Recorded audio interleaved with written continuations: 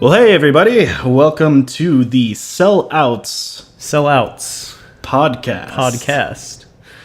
We're going to talk about cartoons, and today our topic is one that's just recently come out on the old Cartoon Network there. It hasn't even really come out yet. Oh, it's only online. It's only online currently. They have not aired it on Cartoon Network. If you want to see this show, you've got to go to cartoonnetwork.com. They're paying us to do this. They're not paying us. This is not a sponsored video, but if it were to be, we would be happy boys. Yes, very much so. Very. But no.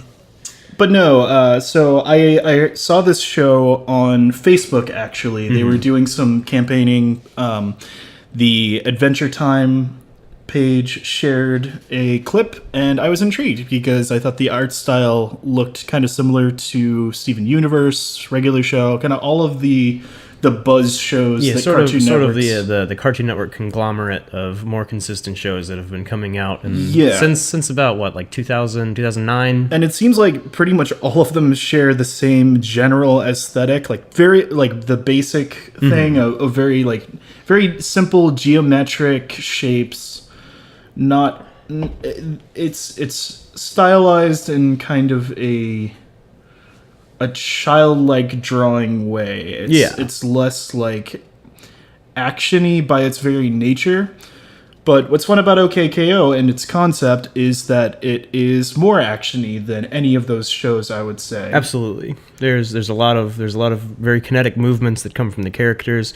There's lots of scenes that are just sort of designated to showing off the way that they move and doing cool stuff. There's fight scenes. There's a lot of very, very shonen things, which is an anime term for you non-weebies out there. And that means boys. For the boys. Actually, what's just sort of for the boys. Only for the boys. Crack open a cold one with the boys. I think what you said is that you saw something on Facebook about this, and one of the biggest comments or most liked comments on it, thumbs up, was that it is Steven Universe for boys, which makes a lot of sense, I guess. It makes sense. Well, as I pointed out when I first talked about it, it's a little bit derogatory. It's reductive in a way. But it does make sense after I watched the show, given the tone and the differences that they choose to do in direction. It makes sense because of the more action-oriented approach. It's still pretty character-driven. It's not like it's pure action. Yeah. But it's less low-key. Yeah. It's a lot more frenetic, fast-paced. And I think that's part of it is that it's a 10-minute structure, not a 20-minute. Well, Steven Universe is also an 11-minute structure. Is it? It is. Okay. Yeah. Well then. I thought it changed. No, it's 11. Well, there have been some specials that have been the full episodic thing, and it might be that it's become more episodic, that the episodes kind of run together, but it is definitely 11 minutes. All right, I'm done. And one cool thing about OKKO is that it is episodic. As far as we've seen, everything is carried over from one episode to the next, which is really neat. It's not something that those shows usually go for. Like Adventure Time and Steven Universe, they'll have lots of like little adventures that they go on and like episodes that aren't connected directly to the plot. Right. And then they'll have the few episodes that really drive it and carry it and make the characters develop in a very specific way. And I think that's kind of it's ambitious. Yeah, it is ambitious, but at the same time, like each of the episodes has still been fairly self-contained. Yeah, so they're smart enough to know that people really are latching on to these storylines. While still trying to make it accessible for a younger audience, which is what Cartoon Network wants. Who wouldn't care necessarily about the overarching storyline, or their mom wouldn't let them watch too long or something. You know what I mean? Yeah. They wouldn't be able to watch every episode. Like with animes that only came on Toonami, you would miss part of the story and then feel like you didn't need to watch it anymore. But with OKKO, every single episode is consistent and funny enough that it doesn't feel bad if you missed the one before. Right, and that's the other thing. I mean, like, a lot of kids, at least when I was below 7 years old, like, I wasn't allowed to use the internet, so there, like, no kid, like, really young kids have probably seen this show. Yeah. it's all going to be like us, the man children of the internet, the man children, the ex-teens, the dweebies. Yeah. Well, we've been talking a lot about the sort of general feel of the show, the aspects that we've talked about as a whole. But let's get into sort of the pedigree of this show, the history of it, who's behind it, who's working on it, and why that matters. Yeah, so from what I've seen, this was originally conceived as a collection of shorts before they had like a true thematic overarching thing. It was just the idea there, and so they probably commissioned a couple, 3 to be exact. Yes, 3 of the technically the first season, quote unquote. As it's referred to on CartoonNetwork.com, the 3 2-minute shorts are season 1 of OKKO. I don't know if they messed that up. And then a second first season. Season 1.1. Yeah, it doesn't quite make sense. Season 1A. But the weird thing is that there are other shorts that are the same length as season 1 that aren't included in season 1. That are just like extras. It's kind of a mess. For the early stuff. And you really don't have to watch any of it. There's one that we both like. It's the Enid episode. The Enid episod. The second one, it's got some good jokes. The art style was the loosest, I feel, of the 3. Yeah, it was very strange. Was that the one that was Studio Yoda? Or was that the third one? The third one was, I think. One of the pilots is done by Studio Yoda, which... We don't know the connection if not they specifically. If they do the full show or not, but... Well, let's talk about the creator of the show for just a second. Sure. Ian Jones-Cordy. He has somewhat of a pedigree background in animation. He's worked on several different shows. He's been a voice actor. I guess he's helped with storyboarding and episode writing for Adventure Time, for Bravest Warriors. He's Wallow, the black guy in that show. He's a black guy IRL. That doesn't really matter. He's pretty cool. He does some stuff. I didn't know that he had anything to doing with show creation, but Bravest Warriors was originally through Channel Frederator on YouTube, Cartoon Hangover. He done some voice acting. He done a little voice acting. He did some voice acting for that. He likes to do the voices. He does things. He's a talented boy. He's a good boy. He's a very good boy. And in this show, he does do some more voice acting as well as being the creator. He is the voice of Rad as well as Daryl, the robots that show up in it. And it seems like I think I heard a couple of other side characters that he did that sounded pretty much like him. Yeah. Forgot which one. I think the really violent guy from that one episode was him. What's his name? I remember Joff was the monk, but I don't remember the soldier. Yeah, I don't know. They're pair pals. They're they say opposites attract, Zach. Yes, they do. But okay, so they would be correct. So we've talked a little bit about who the creator is, and he seems to be fairly well versed. And something to bring up about his connection to Channel Frederator, but I've completely forgotten since then. Well, you can look it up. He's a good boy, and we have enjoyed his work in the past. I mean, Bravest Warriors is really fun. Adventure Time, of course, is really fun. Yeah, anybody who's got like writing credits on Adventure Time, I'm sold. You know, absolutely. Because, I mean, a lot of good stuff has come from that. Like Steven Universe, Rebecca Sugar was affiliated with Adventure Time. I'm pretty sure Alex Hirsch, the creator of Gravity Falls, was affiliated with Adventure Time at some point. So it's pretty cool. It all comes back to like Marvelous Misadventures of Flapjack, sort of the cartoon renaissance of the late 2000s. Right, it was like Chowder, Flapjack, Adventure Time, regular show. Right into that, right after. Well, Phineas and Ferb. I'm talking. Well, for Cartoon Network, at least. Yeah. But I was talking specifically of the very first like cartoons of that style. Oh, okay. I thought so we like were going Flapjack, Chowder were the thought we were going ones. down the line. Those were the first two that felt like an artistic step forward in terms of like trying to make the animation really distinctive, the backgrounds especially for both of those shows. I like Chowder a lot. We should talk about Chowder. We will probably talk about Chowder. I like Chowder. That would be a good one to bring Eric on for. Okay. Our buddy Eric. Our good pal Eric. Seems like a Chowder kind of guy. But okay, so let's talk a bit about the lead voice actor for KO. Oh, right. I forget her name. I'm not going to try and pull it up because it's going to take me a minute. But she is the original voice of Kid Goku in Dragon Ball, and I feel like that's very deliberate for the vibe that they're going for in OKKO. Right. We mentioned before that it has a very shonen vibe to it, and that... Japanese young boy fighting anime style stuff. It works perfectly. Yeah, it's kind of got like that's what they're subverting, I think, with this one. And it's a very typical voice, like Naruto. I didn't know it's if very it was Naruto-esque. If it was that lady or not. It's basically like loud, boisterous male child. Yeah, and it's got like a little bit of a like back of the throat, gruff feel to it, sort of scratchy, and voiced by a woman. Yes. Same with Naruto. It's to get the kind of higher up, so it still sounds like a boy, but the scratch in the back of it to give it some punch and some weirdness to disguise it so it doesn't sound like a lady. Yeah. But it sounds. She's great. She does great. I mean, it's basically just Kid Goku, but without the having stilted dialogue and being weird. Forced to follow the Japanese animation of the mouth. Yeah. Anyway, I really enjoyed her in this. She's doing very well from what we've seen so far. It's fun. She's having a good time. It's real cool.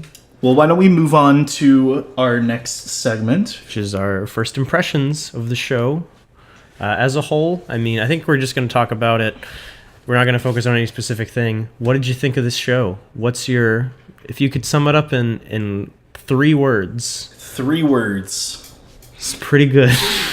It's pretty good. There we go. Are you holding me to the 3 words? No, that's just the first number that came into my head. I was going to say 1, but I was like, that's not very many. No, it's not. It's not. It's less than 2.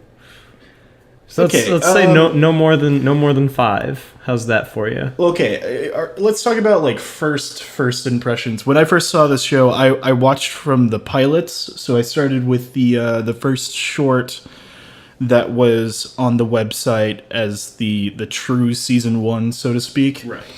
And the first episode wasn't super impressed, but I saw the potential of it.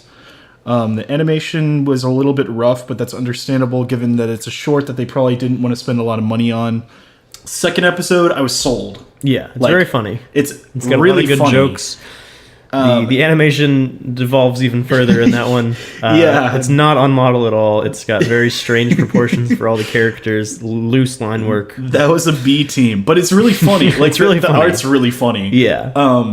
But it suits it. Yeah, absolutely. The pace is much faster than the show. Yeah, there's just a lot. It never stops. There's joke after joke after joke. It's almost like season 1 Adventure Time-esque. Maybe. A little bit. It's faster than that. Even. Yeah. But that's what I was saying. It feels like they knew they only had 2 minutes, so they just were like, we've got to keep momentum up. We've got to keep rolling. And the animators were like furiously scribbling. They were like trying to animate as quickly as they were saying the lines, you know. Very fun feel to that one. The third one goes back to a traditional style of animation. Yeah, that pretty close to what the full show actually looks like. Yeah, there's still some interesting keyframe things that they do. There's one thing where they like tween the like, it's like a W shape that he does, and they just like move it up and down. Do you know what I mean? I don't remember that. Do you know what tweening is? It's not really. Sort of. It's where like in Flash animation where you essentially you make a keyframe and then you make a second keyframe and then you automate the difference. Oh, okay. So it's a really distinctive thing. Early Flash animations used it like all the time, and then over time, they realized that looks really amateurish and lazy because it's very transparent when they do it. Not as hard hitting as episode 2. Still pretty good. Yeah, it's still that one is probably closest to the tone of the actual show. Yeah. Animation wise, humor wise, it's not as funny as the actual show. Right. I don't think. But okay, so I watched those 3, and then I watched a few other shorts that played automatically afterward. Yeah, I haven't seen those. I guess they weren't as good. Okay. Probably for the best then. Yeah, that's why I didn't show up to you, because I was like, yeah, not really worth watching. If I had watched it on my own, I wouldn't have even seen the Cartoon Network shorts, because I pulled it up on a different website entirely. Yeah, there's one short that kind of gives some exposition for Boxman. Okay. But it's really basic. It's not super funny. They were kind of going for a Tim and Eric vibe, but animating a Tim and Eric style awkwardness is really difficult. Yeah, I can't imagine. So it didn't quite work for me. Right. Anyway, that leads me to the main series. Like after the first intro thing with like the car going down, and he's with his mom, and he's looking through his card collection. At that point, I realized the actual potential of the show. Yeah. And how it could transcend the shorts. Sometimes when they have to cram so much into those and so little like substance. Yeah. It's hard to realize the true feel of whatever they're going for. Mm-hmm. And another thing that's important to note about the 2-minute videos, the shorts, it really only showed KO as well as the 2 other workers in the convenience store, which is Enid and Gar. Gar is the Rad. Okay, Mr. Gar. My bad, Mr. Gar and Rad. And it didn't really give much else of a supporting cast, like his mom, all the weird heroes that show up throughout the show. Right, you get nothing of the background of the world. Yeah. But that's a lot of what makes this show interesting. Mm-hmm. Or at least, like, charming, you know? Yeah, it's what shows off their ambitiousness and what is going to make the show more than likely more than what it shows up as very base level, just like sort of hero jokes in the shorts. So let's talk really quickly, because people won't know what we're talking about if they haven't watched the show before. But essentially the world is... It's a lot like One Punch Man, if you've ever seen it, where you have all of these heroes and they're ranked. And I guess doing heroic deeds gets you a higher rank. And so... As far as we can tell, there's only been 6 episodes. So the real question is are there non-heroes? Because so far, everybody is a hero. Everybody that we've seen, but it's all been within the plaza where the hero supply store, which is where KO eventually begins working, is. So that's probably going to be expounded upon further later, but I don't really know. There were some people who showed up as level 0 whenever they were doing the count for the last episode, the 6th episode that's currently out. But KO was also counted as a hero even though he was initially level 0. Right. So I don't know. And it also seemed like even the level 0s seemed like they wanted to be heroes, or they were strange enough to be heroes. Right. You know, like. So let's talk about some of the heroes that you have. There's a Broccoli who has played for laughs several episodes. Absolutely. There's a skeleton who's pretty cool. There's a skeleton and a bear who work. It's like they work at a framing shop. They frame things. Yeah, is that what it is? Yeah. I for some reason I like missed it, but I saw like the pictures and. Mm-hmm. I think it's like more like a memorabilia sort of thing, because he's trying to put the baseball into the glass case at one point. They also like filming violence. Yes, but what's cool is that they already have this ensemble cast. Yeah. A couple episodes in, they've started to make use of these characters that go far outside of the main 3. Yeah. Which is cool, and it's very fun to like have an ensemble cast like that instead of just giving all of the lines to your main characters, because it gives you an interesting way to flesh out the world by having different perspectives on it. Right. And I mean, Steven Universe does that pretty well too. Pretty well. They have everybody on is it like the pier? Is that what it's called? The gyms? Oh, in Beach City. Beach City. Bitch City. Bitch City. I want to go there. Let's go to bitch city. But anyway. But yeah, they have all the people in town who have like the human outlook on it, and then they have the gems who are kind of removed from that. And then as it moves on, there are also the gems who have lived mostly as actual gems on Gem Homeworld, who have an even more, I don't know, less understanding perspective, more or less. I was not good at choosing my words there, but... So what might be interesting is if there is a big juxtaposition between the heroes and normal humans, like where do they live, where are they? Mm-hmm. And one thing that we both talked about earlier was that right now the show is confined to a certain scope because it's just in the plaza. So we're wondering exactly like what other locales are they going to bring in? Where is this going to go, or is it just going to be centered on the plaza, which might kind of get old? And how long is it going to take for them to move to a different area? Like when are they going to feel like they've exhausted everything they can do within the plaza? Right, because, and I think that'll really give the show a chance to like evolve and grow beyond what it currently can do, because confining yourself to an area that small is eventually going to get old. They have a lot to work with right now because there's only 6 episodes out. But they've already worked with a lot of the characters. Yeah. That's the thing. So let's talk about the characters then. Okay. Sounds like a good enough segue. So we have K.O. K.O., he's our protagonist. He's our protagonista. Our way of seeing into this world firsthand. He's our vessel, as it were. He's young and inexperienced, and metaphorically, we are too. Yes. We're taking our first look into the show as he is taking his first look into the world of heroics. That's right. He's loud. He does things. He's very action oriented. He wants to be a hero. That's his goal.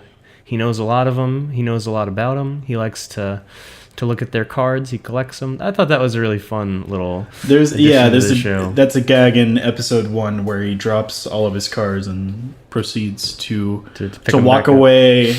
Well, he drops them. He throws them up in excitement, walks away, and then comes back and picks them all up one by one. Yeah, I mean it's a joke told before. It was a joke told well. Yeah, it was good. But yeah, so he's the typical shonen fanboy. It feels like that's part of it as well as the vessel for viewing this world. Is he's also a fanboy of these kinds of things that we're interested in. Yeah. As far as nerd culture is concerned, nerd culture. Well, is there really a whole lot to say about KO other than that at this point? He's very typical shonen. Yeah, he doesn't have the most unique character. He's funny. Yeah, he's character as well. Yes, he's a really enjoyable character, but there's not a lot to him in terms of complexity. And one of the episodes centers on that, and is that he has one direction forward and he goes and he does that thing. Yeah, he wants to be a hero, and that's what he focuses on. That's part of just being a kid, I think. Yeah. Is you just kind of obsess over one thing and that's what you do, and where some older people like to obsess over one thing. Yeah. But anyway, really enjoy him as a character. Not a lot to him. He's fun. He's one of he's the butt of some jokes, and he's the contributor of some good lines as the show goes on. You never really know. Well, you do. You know what he's going to do. He's going to try and be heroic. Yeah, it's. I mean, I think in any of these cartoons, Finn, Steven, I guess less so with regular show. Regular show is in its own kind of league. Yeah, Flapjack. He's a good good boy. But with all of these protagonists, the first season especially, they don't know what to do with him because he's a stand-in. Yeah, all of these he's are are really simple. They're easy to understand. Yeah. they're basically how we get our first look into the world, is through them asking a lot of questions and just generally being bewildered by what's going on and having to have it explained to them. Like, there's a lot of moments where he's like, whoa, what's that? And somebody's like, oh, it's this. Right. I think what we relate to is the sense of wonder and adventure, and you're in this weird world and you want to explore. You want to figure out what's there. What makes it tick? So that's KO. That's KO. That's pretty much him. Yeah. There's not much more to say. I would say that all of the characters mentioned above, other than KO, eventually become deeper. Yeah. They get some sort of arc where, Finn's trying to find out his background and his father, and there's all these things that they introduce later on. And Steven's trying to find out his background and his mother and all of these things that they introduce later on. Flapjack wants to find Candy Island. Yeah, maybe Flapjack doesn't quite work for that. Flapjack portion. only got 2 seasons, right? 2 or 3. You would know better than I. I think it's 2, but I'm not completely sure. I'm sure Flapjack is one that we'll hopefully visit on this podcast at some point. We'll see. I don't know how well Flapjack would hold up, but that's besides the point. Let's move on to another character. How about Enid? Enid. I think it's a D. Is it a D? I think it's a D. What's funny? Let me get out my handy dandy cellophane. That is the character name that they have talked about least, because I think it's a bad name. It is Enid. Enid? E-N-I-D. Enid. D. Well, that's another part we're going to cut. No, I don't know. We're just fucking around. Enid. Correct. E-N-I-D. There you go. I got it. Also is pretty one note currently. She's apathetic. That's apathetic. That's her character trait. She doesn't want to care and help people, which is not a typical thing for a hero to do. But she is the most heroic of the main 3, whereas KO, she's the most powerful of the main 3. KO is a 0.1 hero by the end of these 6 episodes. Dude, it's fucking spoilers. What the Oh, sorry. Dude. Rad is 2 and Enid is 3 that we learned in their introductions. Yeah. Their power levels, It's a fun little introduction too. We won't talk about what that is, but but it's a fun nod to Dragon Ball Z specifically, the power levels. Well, it lists what would be on a card. Yeah, something that KO would actually know. Yeah. What is there to say about Enid? She's pretty typical of a teenage girl. She's very close to Wendy from Gravity Falls. If you've seen that, have you watched Gravity Falls, Price? I've watched a whole 5 episodes, which is less than this, but those are 20-minute episodes. Right? Yeah, they are. Yeah. I like Gravity Falls. It's a good show. It's fun. I haven't finished it yet. Yeah, neither have I. That would be one to do. That'd be fun. Yeah. I think that's something good to note right now is we're so early in the show. This is a 10-minute cartoon show. We've only seen an hour of it. Right. There's not a whole lot to these characters right now. Not yet. What makes it great is the way the jokes are told. Mm-hmm. And how the characters are very organically brought together. Yeah.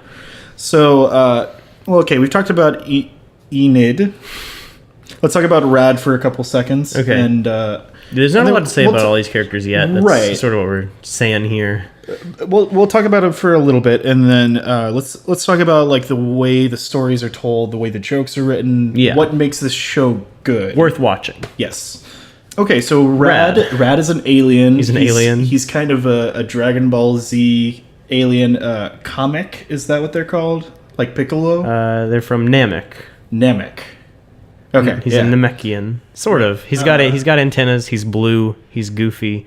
I thought it was funny that they were just outright like, "Oh, he's an alien." Well, like, because it's funny. It is funny, but the way he like points and uses powers, that's exactly that's Piccolo. Yeah. So there's a good gag with his fingers. Early on, he points to try and do something, and he uses the wrong finger. Instead of his freeze ray, he uses his destroy ray. I forget what it was called. And then one of his fingers is labeled. Marriage on his ring finger and boogers on his pinky. They were all labeled in pen. This is high comedy. It was a good gag. It was really funny. But that aside, He's kind of like a Dragon Ball Z alien who's also a teenager, and he's trying to be macho. He's trying to be cool. He's a total bro. He flexes a lot. He's got good arms. He's a total bro, but he's definitely got a heart of gold. Like, once you get under his facade, he gets embarrassed. He has all these emotions. It's really obvious, like really quickly. Oh yeah, there's the short where he's powering up to try and be really macho, and then KO says you're beautiful, and he blushes, and that causes a giant beam to shoot out and defeat the bad guy. Yeah, that was that the third one? That was the third one. That one was fun too. This show is fun. It's fun. That's what's great. These characters, they seem like archetypes because they are. They're tropey so far. There's ways that they can go with them that'll make them more interesting. Well, I think they already have subverted them a bit. A little bit. By, once again, like, the macho tough guy who's trying to charge and fire his laser, you know. This is a good bit. Like all of his facial expressions and then the different animations that he did while he was powering up. But he's subverted by KO. KO is the counter to the shonen tropey. He's both a shonen trope and he's also countering other shonen tropes. Yeah, he's a wimpola.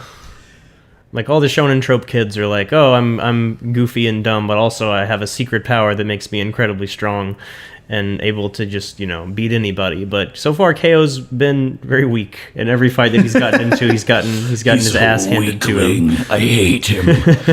He doesn't do anything. He doesn't do much. But I think that's one thing that's very shonen-like is all of these shonen shows have a big training arc as they get stronger. It's a very steady progression usually, or it's like they go up a mountain and they plateau for a while. They don't get stronger. They fight an enemy that's harder than them, and then they go up another mountain and they plateau. It just like keeps going. The Dragon Ball issue where they're strong as they need to be until a bigger threat comes along that they can't defeat, and then they rise above and then they plateau again. Yeah. So far he's been on a straight line. Yeah, so far he's flatlined, and then like he stepped up a slight incline. He's taken the smallest baby step towards becoming a hero. Right. Also important to note about Rad, we've sort of gotten off of talking about him specifically. He's voiced by the creator of the show, Ian Jones-Cordy. That's right, and I think he brings a nice little performance to it. He's fun. He does a good job. We've been using the word fun a lot. I feel like fun. This show is fun now. That's the thing. Like as much as we're saying it, it's true. This show is an enjoyable watch. I got sort of a Clarence, like very early on Clarence vibe from it. Right. From the very beginning. You haven't seen that show, have you? I've seen one episode at the very least. The very beginning of it is very fun. It's got like a very childlike outlook on childhood in general, and it's fun. And that's what I was getting from this. And then it moves more towards talking about subverting shonen tropes and doing that instead of just trying to be quaint. And that's cool. I like it a lot. I think it's also kind of going for like a modern relationships thing. It had the one episode about trying to get Enid to care about people, and it had the one moment where it's like, oh, these people have problems, and I'm going to solve it. It's very self-aware in that aspect, and they used a few words that I don't think a lot of kids are going to understand, or concepts like self-esteem that you don't really understand until a little bit older at the very least. I think that's enough about Rad. I think we should move on to after those three. It's kind of the rest of them are mostly a supporting cast. They show up in most of the episodes, but they don't have a whole lot to do. Let's talk about Mr. Gar and Carol, who is KO's mom. And I think it's appropriate to talk about them together. You can't see it. We're raising our eyebrows at each other. Carol. There's some sparks there. Apparently, we haven't heard a lot. There's a pretty funny gag where I think KO asks about their relationship, and the Carol, his mom, she has a little flashback where she sees something about breaking into like a store, and then a sandwich falls onto the ground, and that's as much as that's all you get. You get like dramatic really music and really nice animation that does nothing, and then nonsense. Yeah. Maybe that'll be brought up later. But it's great. It's really funny. It's a great gag. It's a good gaff. So these two characters obviously have a history that it's like really obvious. What do you think that history is? So it's set up to be a romantic. Let's talk about Mr. Gar and Carol as a character first. Actually, yeah. Now that we've jumped into their arc, right? Before talking about Mr. Gar, he's a level 11 hero, which is very important. He's the strongest person we've seen so far. He's a big shirtless dude with a tie and some glasses, and he's very strong. He does the people's elbow from the clouds to take out a giant robot. He's powerful, he's commanding, he knows what he's about until a certain Carol shows up, and then he kind of gets shaken. Is he just like he's an archetypal dad character? Sort of. He's they make a big thing about him being disappointed in people. Yeah. In the main cast. But that's like a father figure thing. Yeah. It's very he's macho, he also takes time out. He will judge your dance routine. He will coach you on how to be a better mop person. A mop boy. But he has a level of compassion there. Yeah.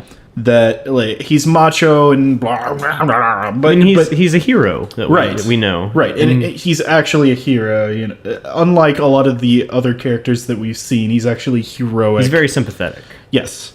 So while he's big and scary to the trio of main boys, we should also and girl. We should also say that they are working in a store that is owned by Mr. Gar. Yeah, they sell hero supplies.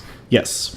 We didn't mention that. That's the main conceit of the show, is that they work in this store and try to impress Mr. Gar, and he teaches them how to become better heroes. Yeah.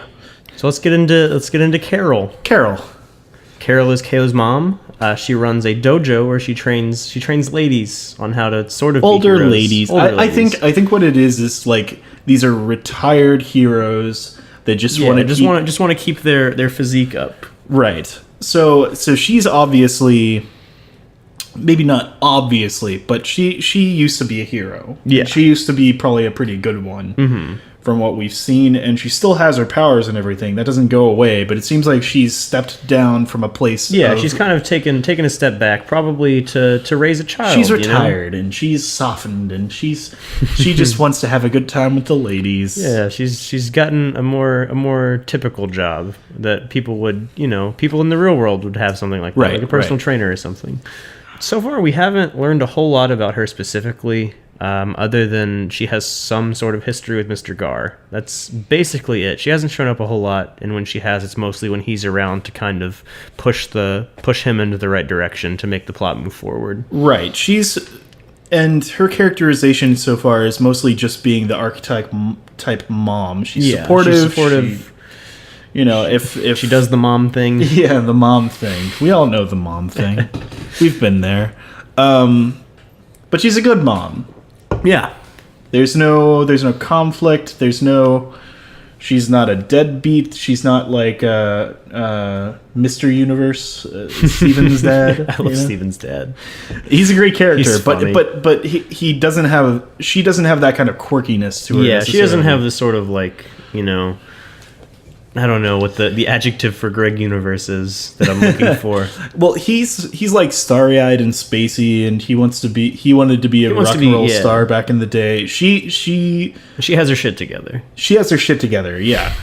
Whether her goals were grounded or not, she has her shit together, and she got shit done. She knows what she's doing, and she's doing it well. Yeah, she's doing it all for KO. She's a nice lady. She's a good woman. Also, an important note, she's voiced by Meredith from The Office. I forget her real name. Her human name. Her given name. Her true name. Her true name. Her Rumpelstiltskin. Who is also, interestingly enough, the voice of Sadie's mom on Steven Universe. So she's got some ins with Cartoon Network at this point. She's getting some moolah, doing some voices for them. It's good to see actors are still in work after kind of completing their magnum opus, because The Office was an enormous success, and she's still doing stuff. That's great. Yeah, I always wonder what Michael Scott's been doing. Well, Or not Michael he's been Scott, getting some. what's his name? Steve Carell. Steve Carell. He's been getting some press as a very attractive man on social Oh media. yeah, lately. that's right. Because he didn't color his hair or whatever, Yeah, and he just he had like, those walked cool around. glasses on. It was really nice. Yeah. I like Steve Carell a lot. He's a cool boy. He's a good boy. All So right, so back to the show. That's all of the protagonist on the hero side of characters. Let's talk about the bad boy, which is Mr. Boxman, Mr. Buttman. Mr. Buttman. Buttman. What do you make of the villain so far? He doesn't like friendship. That's his introduction, because it lowers the sales of his company. Because if people are friends, they're not going to get robots to try and kill each other.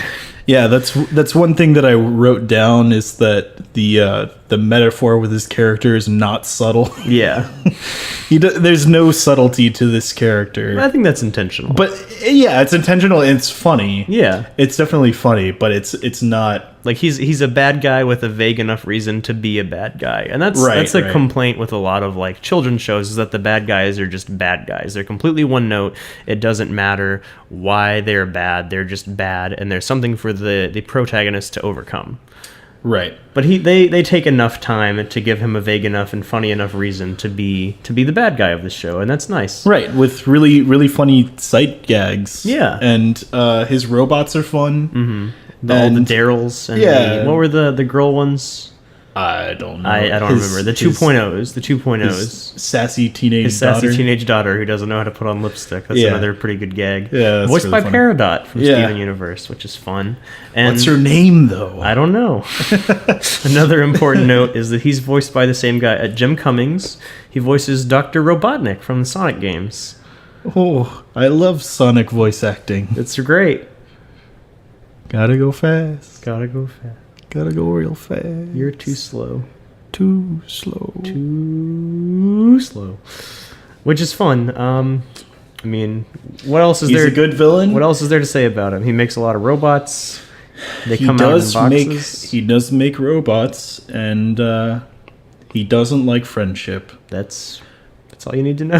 Let's talk about his design for a sec. So Okay. he's got claws on one hand. They're like it's Like a bird claw. It's got three Yeah, fingers. it's like a bird It's got claw, talons. and I think then- it's 3 fingers. It might be 4. but his His other half the of left his, half. I think it's the left half of his face. Yeah, It's like well, mechanic, and yeah, it's got a red eye. Our right, his left. Yeah. He's got a red eye. Probably got some sort of backstory that they haven't gotten into on why he's disfigured. Right. So Beyond just being the villain character. There's potential to learn more about his motivations and stuff like How that. he became the way that he is in a world full of heroes.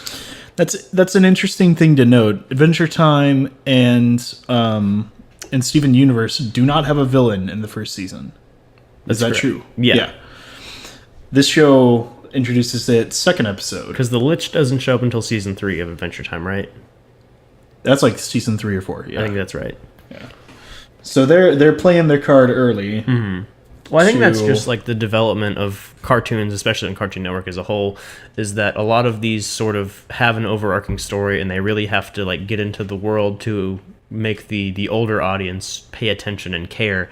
And OKKO seems like it's really jumping the gun on trying to get into the older audience as well as the younger ones by having the jokes and the very relatable shonen sort of protagonist, while also having, you know, a lot of room to go forward and develop with a story. Yeah, definitely.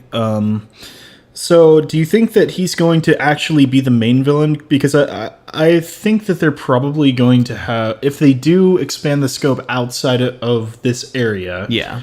So for those listening who haven't seen it, it's the plaza, and then directly across the street is The Boxman Corporation. right. And like, there's barely any space between There's one them. crosswalk. It's brought up one time as a joke. Right.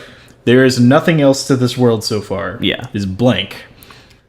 What are you thinking is going to develop from that? I think first season it's going to be only Boxman, and then the season finale is going to be a bigger villain introduced, and then the season 2 premiere is going to be everybody working with Boxman for his one time to work with the heroes. Then he's going to go revert to being sort of an Ice King kind of bad guy, very, very sympathetic sort of bad guy who was once the big bad and now has kind of fallen off of his throne to an entirely larger threat.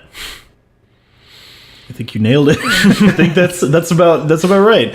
I mean, I do think he's going to team up at some point. Maybe he'll see the error of his ways and then lapse. I don't think he's going to see the error of his ways. I think so? he's misguided enough and jaded enough that he's always going to be sort of like a Bowser, like occasionally he'll come along for the ride, but for the most part he's still going to try and be. But what it would have to be a very specific motivation for him to ever do that, and if he ever did that, then would that be his turning point? His turning point, because he has to make friends in order to do that. He doesn't have to make friends, but it.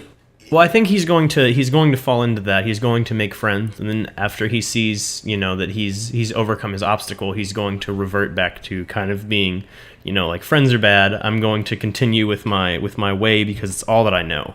Yeah, I can see that. I think no matter what happens, he's going to use a lot of robots, and they are going to mine that for humor. And it's been really funny so far. Yeah, I like Daryl.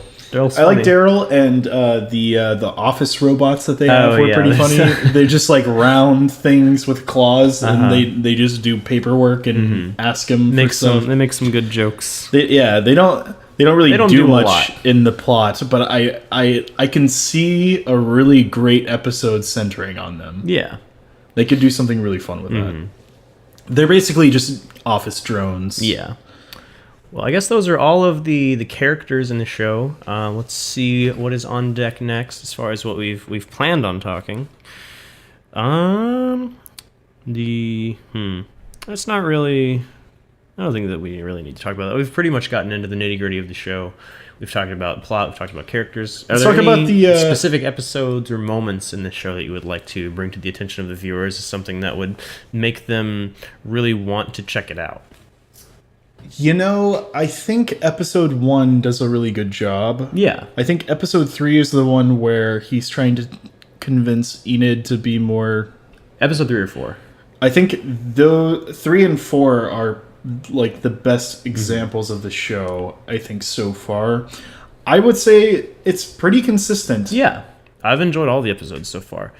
As you stated, the 5th and 6th ones are a little bit less consistent. 6 in particular has a few moments where it moves very slowly. It kind of gets bogged down in stereotype stuff. Yeah, it's like American cartoon tropes where he gets a false sense of superiority from an error, and then he has to kind of come to terms with that. And it's very, very much in the vein of American cartoon, like very stereotypical plots. Yeah, it moves a little bit too slowly. It feels counter to KO as a character as well. That's the main problem, is that it's a trope that doesn't mesh well with him. It feels very different from how he's portrayed in the rest of the show. Like usually he's very humble, he's very excited, but he doesn't think that he's like better than people. And as soon as he gets something to latch onto to do that, he completely goes off of that. And he's always been very grounded. Like from the very first episode, he realizes that he has to work hard to do. Yeah, he's weak, and he's excited to work hard to get stronger.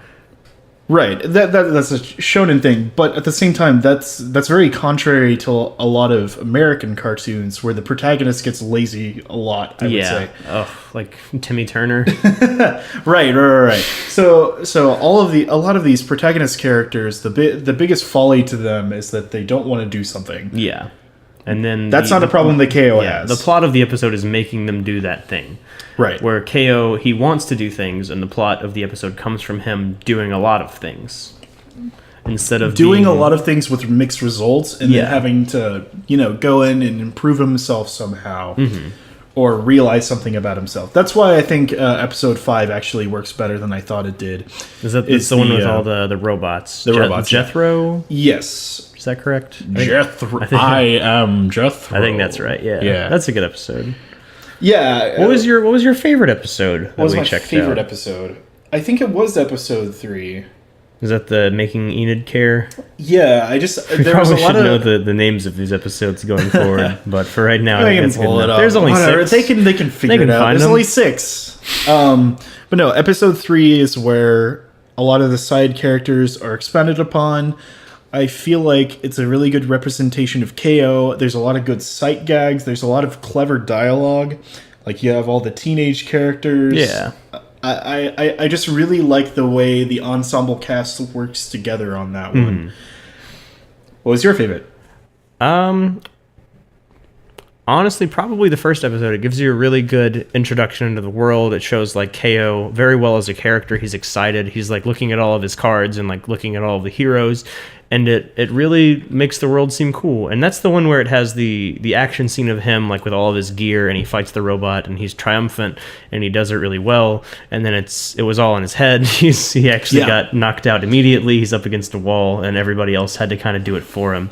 Well, that one has the best action sequence, I would say, of the show. So they blew their load early, and now all the animation money's gone. The rest of season 1 is going to be a doozy. Oh, it's terrible. It's awful. No, we'll have to come and redact this at some point. Say, we were completely wrong on OKKO. And now you hate the show because it's gone downhill since episode 1. Every other episode fucking sucks. But no, that one's really fun. It's got a lot of good, like you said, the action sequences in it are on point. It's got some funny character moments. It really introduces everybody as to like their sort of base level thing, and then they get more and more later on. It has Mr. Gar doing his people's elbow from the clouds, which is a good gag. Like, how did he even get up there? He's where he like vibrates before he comes. Yeah, it's fun. Yeah, no, definitely a great episode. That's probably like top 3 for me. I mean, that's out of quite a big praise. Out of 6, it's in the top 50% of the episodes. But that's to say that I think anybody who is looking for a show and is a big fan of Cartoon Network's recent work, the first episode, just go. Oh, absolutely, just do it. Just go for it. So let's talk a little bit. I don't know if we had something else on our itinerary, but let's talk about the action and the sight gags. Okay. Because I think that's really central to the feel of the show. Yeah. I don't know how to approach it specifically, but I mean, as sort of a shonen ripoff, I mean, it's got to have the action, because that's paramount in all of those shows, is the fight scenes and like seeing everybody with their own signature technique. Exactly. I think one of the things that I mentioned to you earlier was they paid a lot of attention to making certain things look cool and Absolutely. not just playing it for laughs. You had a lapse in your ability to speak there for a second. But yeah, so what they do is they do some low angles. They do some really kinetic shots. Y'all have like the close-up shots of KO doing his multitude of punches during his dream sequence where he's fighting the robot is pretty good. Yeah, I mean it looks like an action anime. Yeah, they do flips, they do kicks, they do flip kicks. Yeah.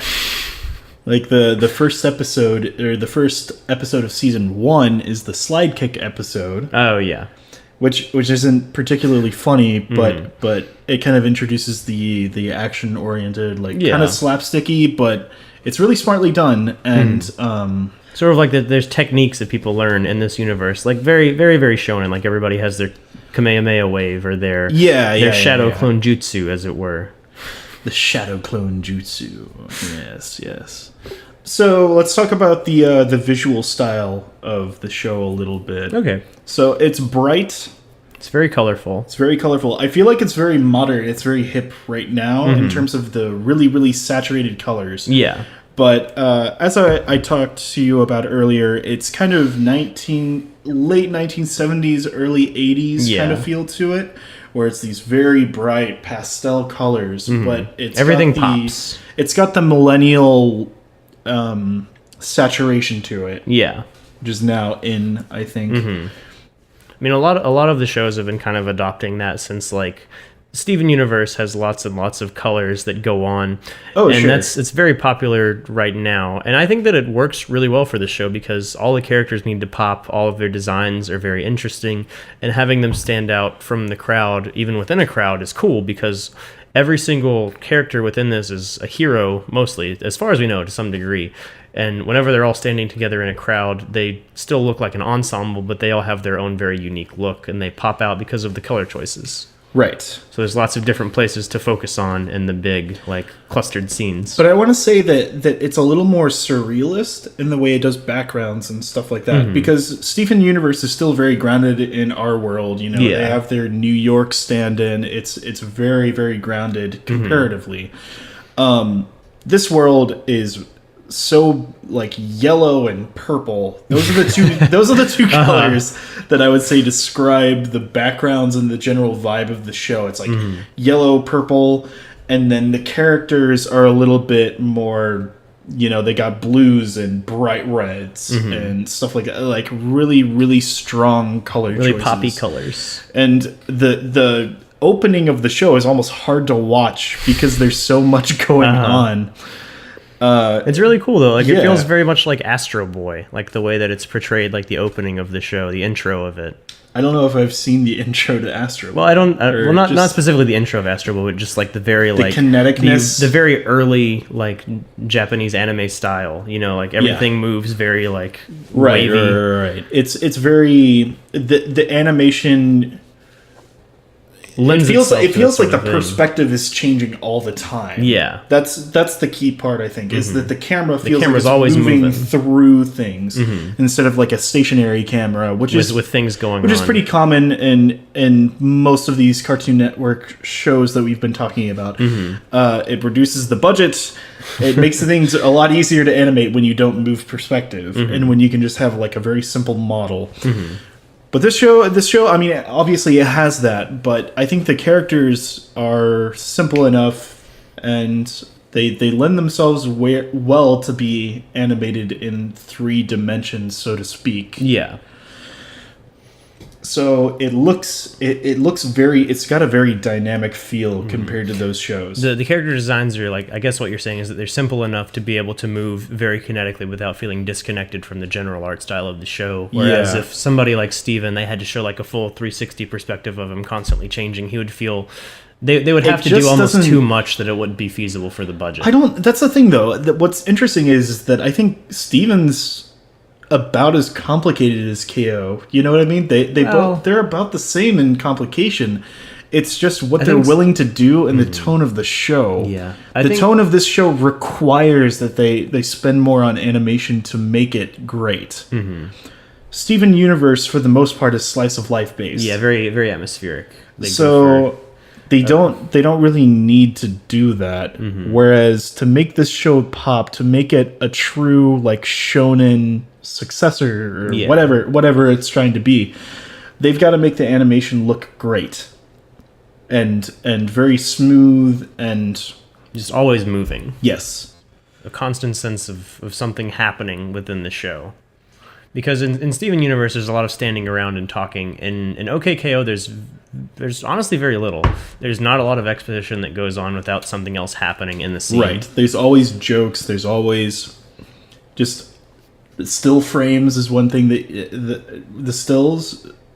Do you know what I mean? The hyper realistic stuff. Yeah. What I mean is like it's the freeze frame. That's a good gag in the episode with making Enid Cares, like all of his like very anime faces where he gets like the big chin and everything. Yeah, they do their own kind of anime-ish version of the I was gonna say Squidward, but the SpongeBob like really realistic segments where it's just like a freeze frame of a really realistic drawing of the character, or not quite to the same degree. Version. It's usually still animated. It's just for a very short period of time. Right. But the point is that it's like more detailed and isn't animated. It's just like a quick freeze frame, and it punctuates the moment, so to speak.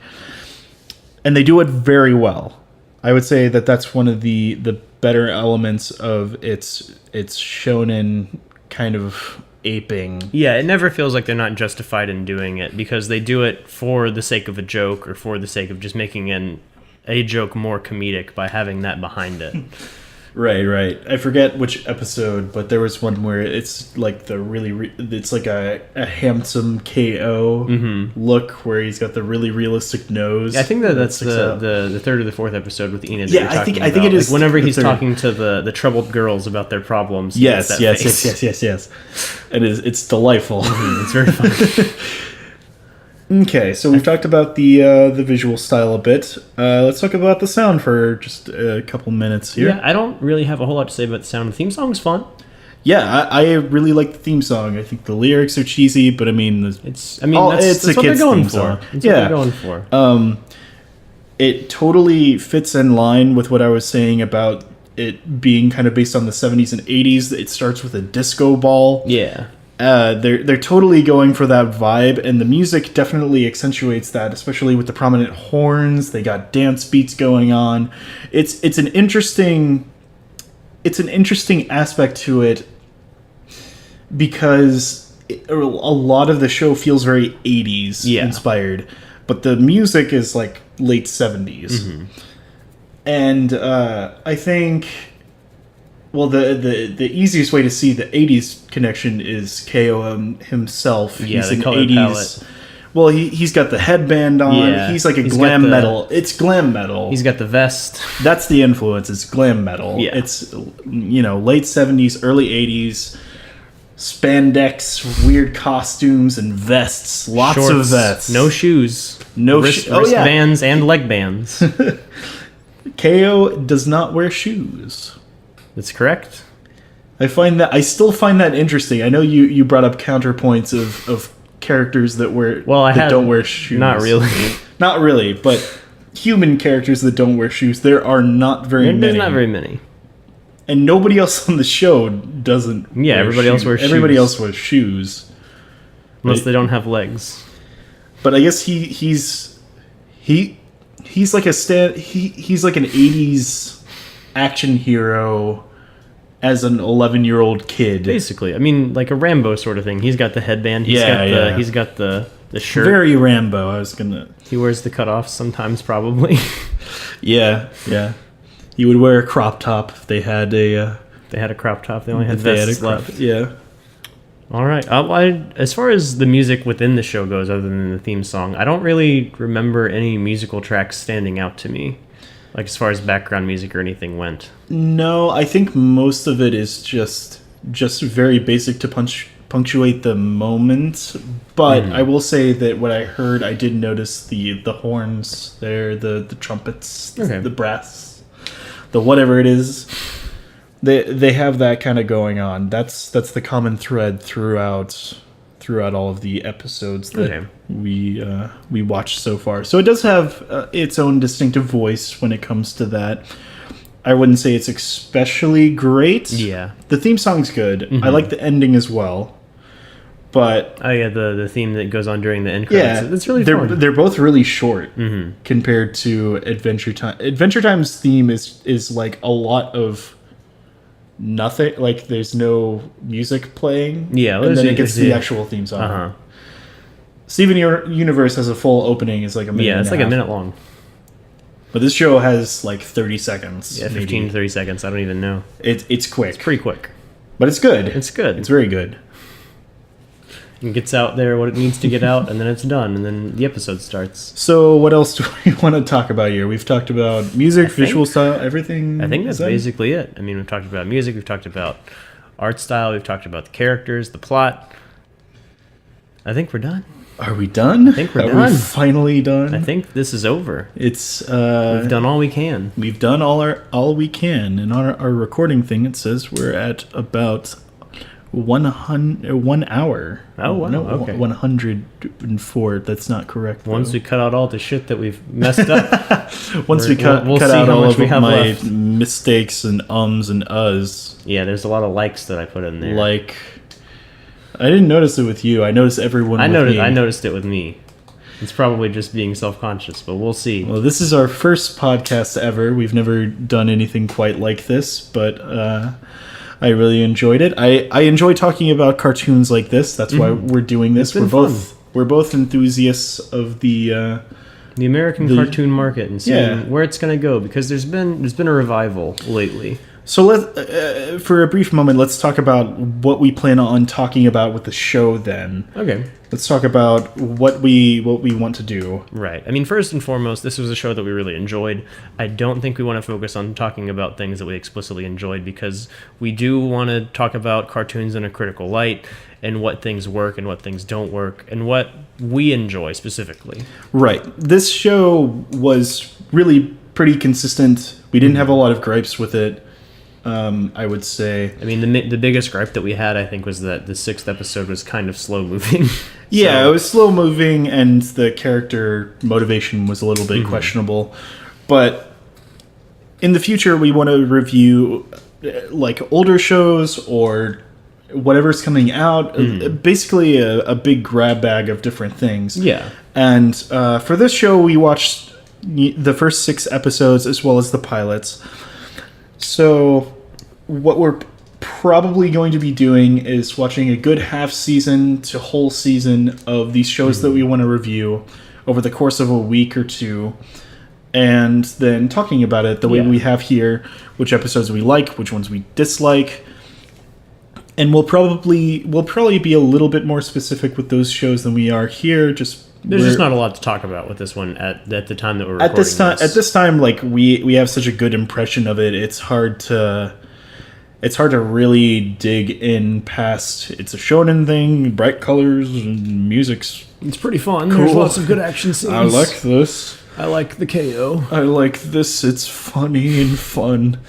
But yeah, we don't have too much. I mean, we've talked for an hour, but we don't have a lot to say in terms of critique, and that's something that we definitely want to do on this show. Absolutely. We, as people, I know we both are very critical of things. And I don't think we're always going to have a similar opinion on the show that we're talking about. Right. I mean, to some degree, we have similar tastes, but as far as like every single thing, yes, there's definitely going to be some difference in like who likes what and what works for there one will of us be and doesn't tension. work. There will be fist fights in the background. You're going to hear big cuts, and one of us is going to be weeping, and all of the rest of our recordings. One of us will just weep, and the other one will talk awkwardly and kind of glance over at the person. You won't see that part next to them. because we don't have a camera, but you won't see it, but you'll hear it. It'll be awkward. You'll feel the emotions. It'll be You'll hard feel to the tension, just like this one was. This was perfectly listenable. All right, I'll take your word for it. I'll make it listenable. We're gonna get some weeping here in a minute, folks. From one of us. I didn't know which one we were going to have weep, so it's we both me. said, You did this to me. I did that to you. You killed me. Well, before he has a chance to call the police, I think this is a good enough time as any to end it off. So this has been Cel-Outs. The Cel-Outs. We talked about OKKO. Cel-Out Podcast. We talked about OKKO. We talked about Adventure Time. We talked about Steven Universe. The most obvious relations. One thing that I wanted to talk about with the show. Okay. What do you think of the setting of a kind of convenience store, a gas station kind of setting? And what I thought was interesting is there's a pretty good comparison to be made between regular show and this show in terms of it being a very mundane working place. A workplace comedy. Yeah. What do you think of that? I don't know. They haven't done a whole lot with it yet. I can see places that it'll go in the future. I mean, the biggest one so far has been Mr. Gar's office. That was a big portion of that episode. I think that was episode 4. I don't really remember though, because episode 5 was Jethro. It was 4. Episode 6 you were was correct. falsely being empowered by a level 100 card. So episode 3 was the one that focused on Enid helping out people. So you were correct initially. Good job. Haha. So yeah, they haven't really done a whole lot with it yet, which is probably for the best. I think that this show has better places to go than being sort of a workplace comedy. It has, all the heroes, and that's probably more interesting than what they could do with just, working at sort of a gas station kind of place. But we will see. Only the future will tell. Only the future will tell. Well, all right. I think that was the Cel-Outs Podcast, episode 1, OKKO. I'm not sure what we're going to be reviewing next time. We'll probably write down a list in the future, but look forward to it. It's going to be just as long and just as good. Well, we'll see. Better. And shorter. Or longer. Or longer. Or a mid-length. Or the same length. Exactly. Or it won't exist. Who knows? Maybe we'll give up. Maybe we will.